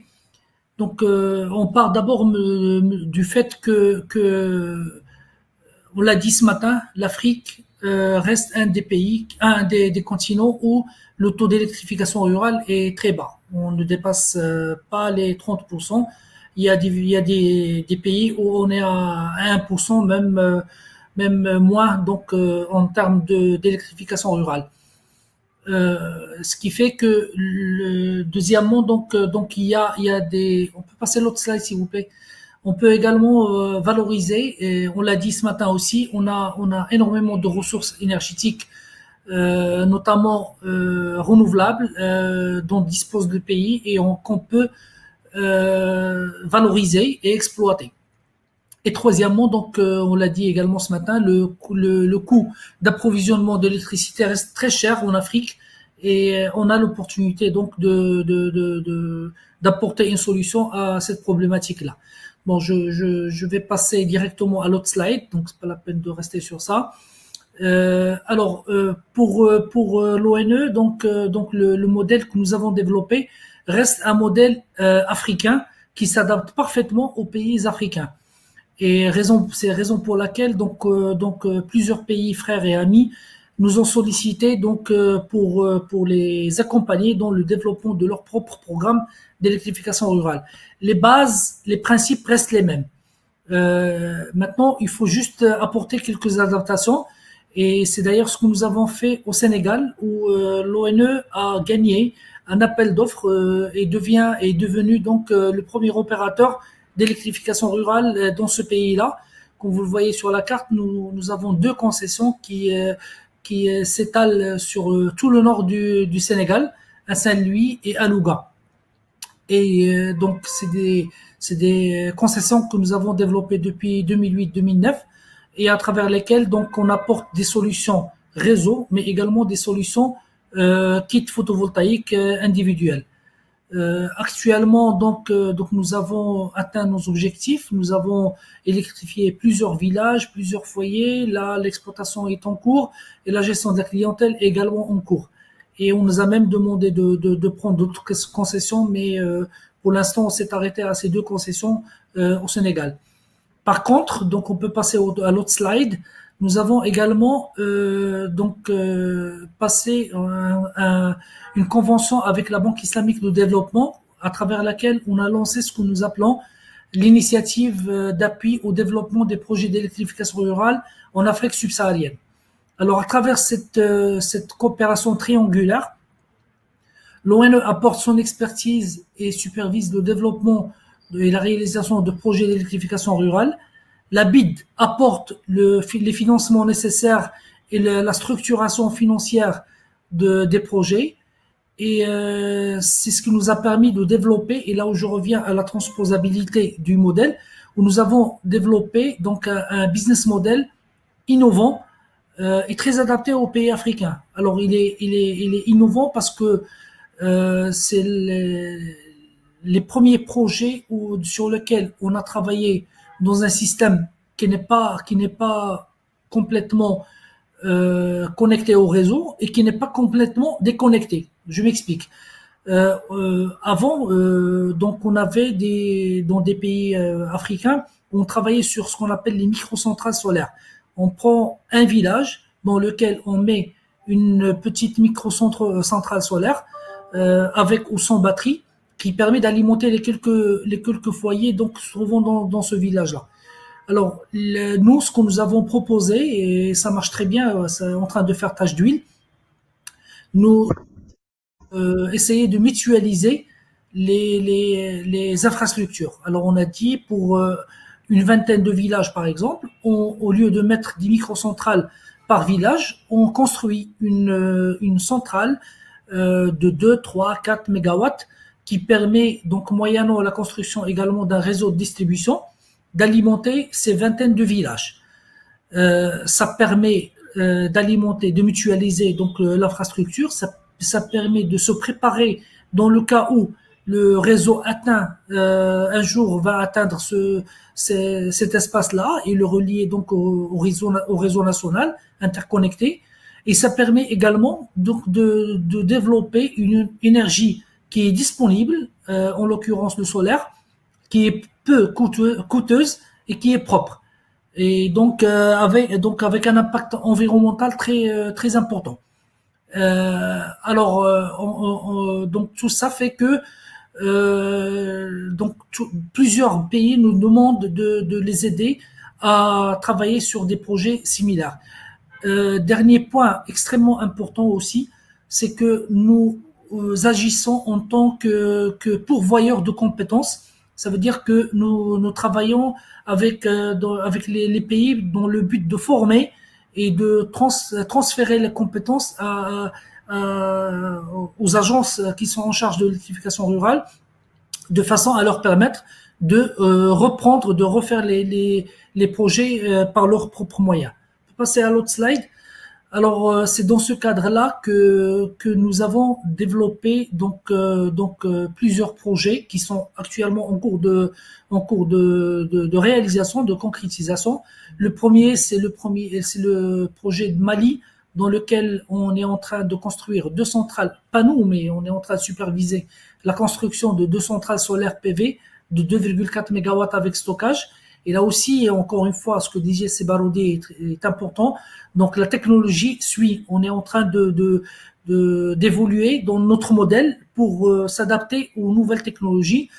On est en train maintenant de travailler sur des batteries de stockage qui sont plus performantes, sur des batteries avec des cycles de recharge-décharge qui sont plus intéressantes et qui permettent d'apporter une capacité importante de stockage. Ici au Mali par exemple, on est aux alentours de 4 MWh de stockage, ce qui permettra au foyer donc d'être alimenté durant la nuit, donc sans sentir donc la coupure d'électricité. Au Tchad, on est en train de travailler sur la même chose, donc une vingtaine de villages qui vont être alimentés à travers une centrale PV de 3 MW. La différence ici, c'est que ça sera sans stockage, mais ça aussi c'est innovant. C'est que la centrale fonctionnera le jour et le surplus sera injecté dans le réseau de Djamena. Et en fait, le réseau de Djamena, le soir, va rendre, donc c'est comme si on stockait dans le réseau, va réalimenter les villages la nuit. Le Niger, c'est un projet un peu plus important où on a 3 centrales de 9,3 MW qui visent à peu près une trentaine de villages. Et ça aussi, c'est également en concrétisation, en réalisation. On est en train de lancer les appels d'offres pour la construction des réseaux et des centrales. Et enfin, on est en train de développer un projet en Gambie avec 2 centrales de 5,1 MW avec stockage pour alimenter 118 villages. Alors là aussi, vous voyez que la différence de nombre de villages est plus importante parce que la structure des villages en Gambie est différente des autres pays. C'est des villages plus petits avec plus de proximité, donc ils sont nombreux, mais ils sont pas très dispersés. Voilà, donc pour répondre à votre question, M. Zerouali, donc effectivement, donc on peut transposer le modèle tout en apportant quelques adaptations pour chaque pays donc qui le demande. Et je vous remercie. Oui, je savais que vous aviez une forte activité en Afrique, Monsieur Lectari, au niveau de l'ONE, et je me réjouis de voir du concret dans cette activité, notamment avec des projets concrets de construction de centrales solaires qui contribueront effectivement à l'amélioration de la production électrique dans ces régions, dans ces pays, et qui participeront en fait au désenclavement de la population en termes d'accès à l'électricité. Beaucoup de pays, je le redis encore une fois, manifestent un intérêt relatif aux interventions de chacun des speakers aujourd'hui. Un pays comme les Comores, avec lequel Mazen est en coopération, ça tombe bien, pose une question. Il y a Bazen et à peu près à plus d'une vingtaine de coopérations en Afrique qui couvrent à la fois le développement de projets, mais aussi l'assistance technique et le partage de savoir-faire, dont les Comores, avec lesquels nous apprêtons à lancer une coopération effective pour le développement de capacités renouvelables. Et le Comore pose la question à Fatem Zahra et au cluster, comment faire pour dupliquer ce projet solaire d'Essaouira dans une des îles des Comores, de l'archipel des Comores. Comment faire pour le dupliquer et quelle serait l'assistance que le cluster pourrait fournir pour faciliter le développement d'un tel projet?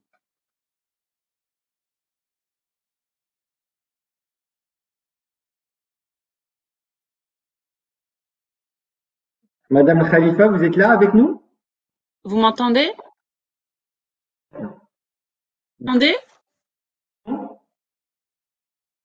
Vous m'entendez? Vous entendons, allez-y. Oui, comment est-ce qu'on pourrait accompagner? Ça sera avec grand plaisir. La première étape pourrait aussi être, pourquoi pas, la création d'un cluster ENR aux Comores. On serait ravis d'accompagner cette initiative, donc à dupliquer le modèle du cluster. Le fait d'avoir émergé, donc ou avoir réussi à faire émerger un tel projet, c'est vraiment grâce aux synergies qu'on a pu avoir entre les différents membres et acteurs du cluster. Donc je pense que c'est tout à fait réalisable et faisable dans d'autres pays africains et notamment aux Comores.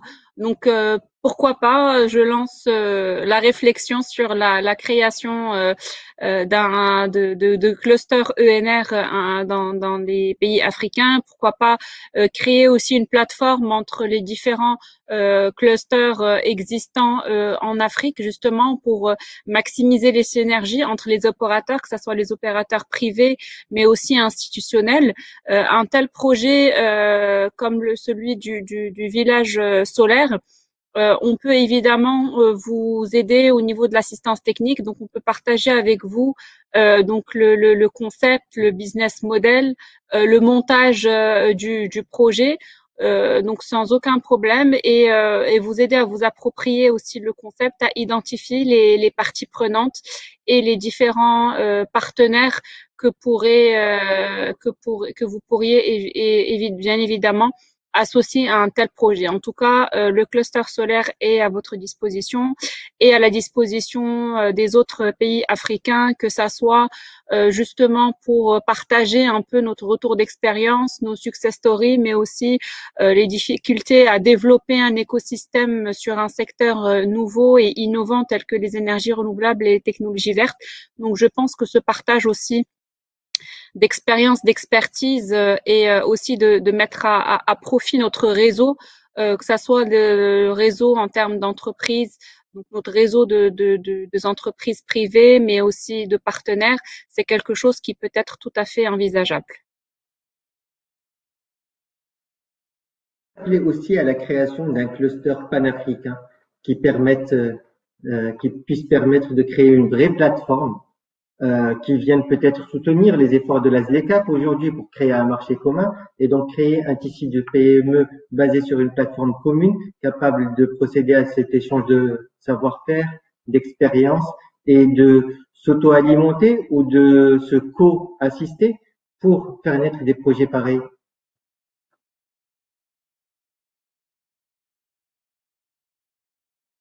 Tout à fait. Alors en fait, c'est une initiative ou un projet sur lequel nous travaillons depuis un certain moment. Donc on souhaite vraiment lancer cette initiative. Je pense qu'elle a un réel impact et une réelle valeur ajoutée justement pour dans la continuité de la stratégie du royaume de s'inscrire dans une démarche de développement régional, donc africaine, de créer une industrie africaine, des champions africains de l'énergie renouvelable et des technologies vertes. Donc, dans ce sens-là, nous avons recensé plus de 270 initiatives, clusters, associations professionnelles, des acteurs un peu partout en Afrique qui opèrent les énergies renouvelables. Et nous sommes aujourd'hui au stade de pouvoir justement essayer de contacter toutes ces personnes-là et voir dans quelle mesure on pourrait créer cette plateforme, ce cluster africain des énergies renouvelables. Je pense que c'est réellement une opportunité aujourd'hui pour nous en tant qu'Africains, si on met ensemble justement nos moyens, on a déjà on va dire de réels potentiels et ressources en termes d'énergie renouvelable, une capacité cumulée. Si on prend toutes les capacités à développer dans les pays africains, je pense que c'est un marché très important et qui a un réel potentiel d'attrait. Donc main dans la main, je pense que c'est réellement une opportunité de créer ce réseau-là ou cette plateforme africaine de développement d'une industrie des énergies renouvelables, faire bénéficier donc les entreprises privées africaines, les accompagner, les former, renforcer les compétences, les capacités. Donc un peu ce qu'on fait au niveau du cluster, mais avec un accès à un réseau beaucoup plus large, donc africain. Je pense que c'est réellement une très bonne idée. D'ailleurs, nous sommes en train de travailler dessus actuellement et je suis ouverte à toute personne qui souhaiterait collaborer ou en tout cas participer à cette belle initiative qu'on souhaite développer rapidement pour pouvoir saisir toutes les opportunités de ce que peut apporter l'Afrique en termes de développement des énergies renouvelables. Que je connais très bien et très humble, et je vais me permettre de partager deux expériences, par exemple une coopération avec le Sénégal et l'ANER qui a permis au Sénégal d'alimenter sa réflexion et de lancer en fait son propre cluster, mais également une coopération avec le ministère de l'énergie du Burkina Faso et en la personne de son ministre, Monsieur Ouedraogo Ismaël Bachir, qui est quelqu'un de très actif, a pris au vol cette opportunité, s'est inspiré en fait et a beaucoup échangé avec Mazen dans le cadre de visites autour de ce que fait le cluster au Maroc pour également s'inspirer de cela et travailler sur le lancement de d'un cluster semblable au Burkina Faso.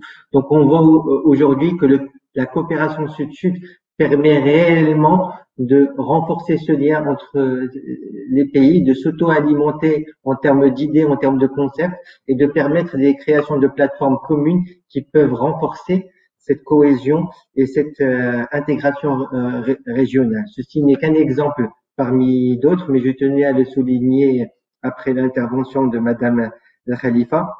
Et on a bien vu que l'ONE nous a évoqué de manière très pertinente l'impact qu'elle a dans son travail d'assistance technique et d'accompagnement des pays africains pour le développement de capacités permettant l'accès à l'énergie.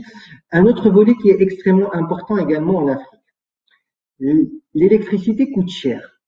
En Afrique, la moyenne est à 25 centimes de dollars le kilowattheure. Dans les zones rurales, l'électricité est encore plus chère et atteint facilement les 40 centimes, voire même 50 centimes de dollars le kilowattheure. Revenons dans le secteur urbain. Quand on a en fait une électricité dont le coût avoisine les 25 centimes de dollars le kilowattheure, ceci représente réellement un frein au développement économique de toute une région et de tout d'un pays. Des contrats de performance énergétique, comme ceux sur lesquels vous travaillez, Monsieur le Barodé, au niveau de la LCE, permettent de réduire de manière drastique la facture énergétique, que ce soit pour les localités, pour les administrations publiques, mais également pour le secteur privé. Et une question a été posée par l'assistante et nous interpelle aujourd'hui. Comment le Maroc peut partager son expérience dans le développement de ces contrats de performance énergétique, à la fois pour la gestion, je veux dire, des déchets et pour l'optimisation du kilowattheure par de l'hybridation, par exemple avec de l'énergie solaire, sachant que beaucoup d'institutions publiques en Afrique, et que ce soit le cas dans tous les pays africains, mais également au Maroc, sont fragiles financièrement et verraient comme une aubaine ces programmes qui optimiseraient et qui réduiraient leur facture énergétique. Vous avez parlé, par exemple, de l'exemple de Marrakech où l'ESCO a permis de réduire la facture énergétique de plus de 70%.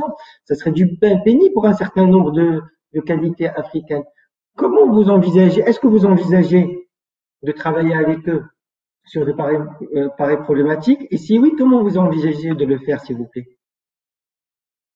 Alors, la Super ESCO marocaine vient de boucler, de finaliser ses premiers modèles, si je puis dire. Parce qu'il faut pas oublier que le conseil d'administration qui a donné les feux verts date du 14 juillet dernier. Donc c'est une chose assez récente. Mais d'ici à collaborer, coopérer avec différents pays africains, la réponse est 3 fois oui, bien entendu. Nous avons des modèles qui sont d'ores et déjà transposables. Par exemple, le modèle de l'éclairage public tel qu'on l'a déployé dans la ville de Marrakech, c'est un contrat de performance énergétique, il est parfaitement transposable. Mais la clé du succès, elle vient du fait que le financement était un financement à 100% privé. C'est ça qu'il faut retenir. Il faut que l'implication du financement privé soit renforcée dans la mise en œuvre des solutions énergétiques en Afrique d'une manière très générale. Parce que c'est faisable, on l'a démontré. Il y a des acteurs financiers privés au niveau Afrique qui ne demandent que ça, qu'à travailler dans des conditions je dirais acceptables de financement, correctement encadrées. Techniquement, il n'y a pas de problème, il y a vraiment aucun problème. Et il y a largement la place. Vous avez cité le cas de l'éclairage public, il y a largement la place pour mettre en place des solutions de financement vraiment correctement baquées et donc d'attirer ou carrément d'y dédier des financements privés. Je ne vois pas pourquoi est-ce que les financements publics iraient financer ou continueraient à financer ce que le privé peut adresser, surtout par les temps qui courent, alors qu'il y a des solutions bien ficelées à cet effet-là. Donc voilà une des routes. Il y a des solutions aussi qui existent parfaitement. Par exemple, monter des structures en partenariat public-privé qui qui doivent avoir une seule finalité encore, c'est d'asseoir l'action du privé.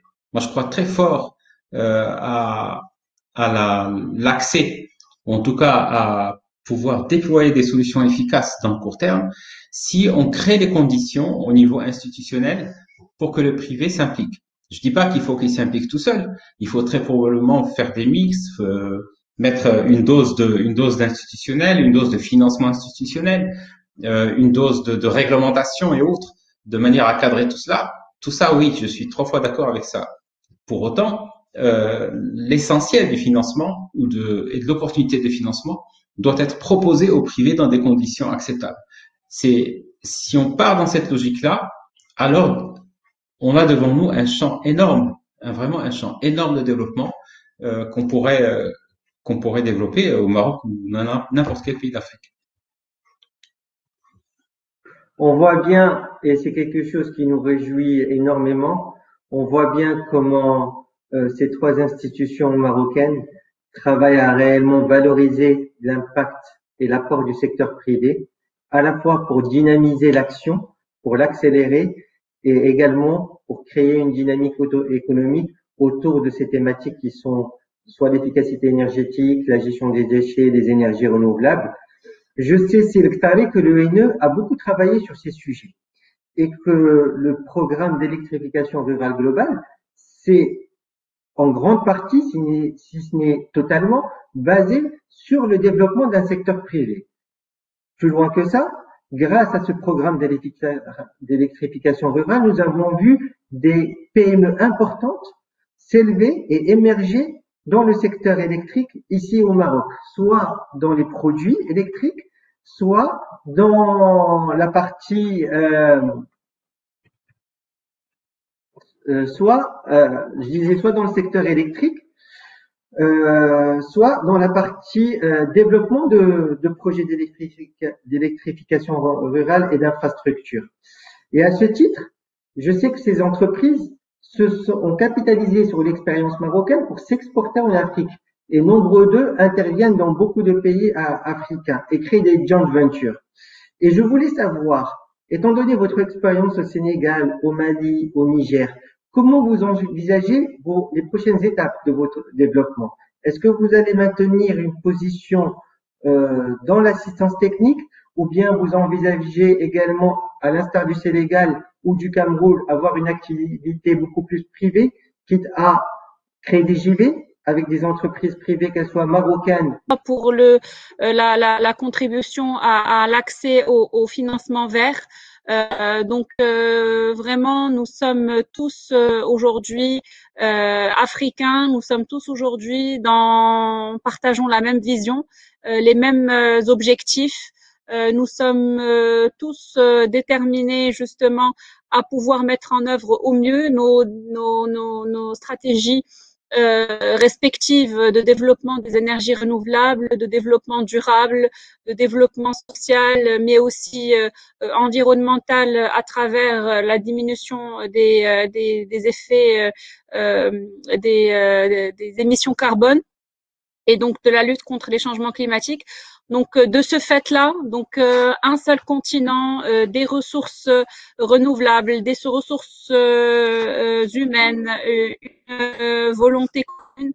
Donc rien n'empêche pour qu'on travaille tous ensemble la main dans la main pour une Afrique verte et durable. Et je reste, comme je vous l'ai dit, même après ce panel et cet événement, à disposition de toutes personnes qui souhaiteraient avoir plus d'informations sur le cluster et surtout comment pouvoir dupliquer cette initiative et surtout capitaliser par rapport aux forces de chacun des pays qui souhaitent la même direction. Donc, je vous remercie à tous.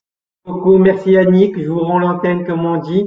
Très bonne suite de session. Merci encore à tous. Au revoir. Just on time comme on dit. Au revoir.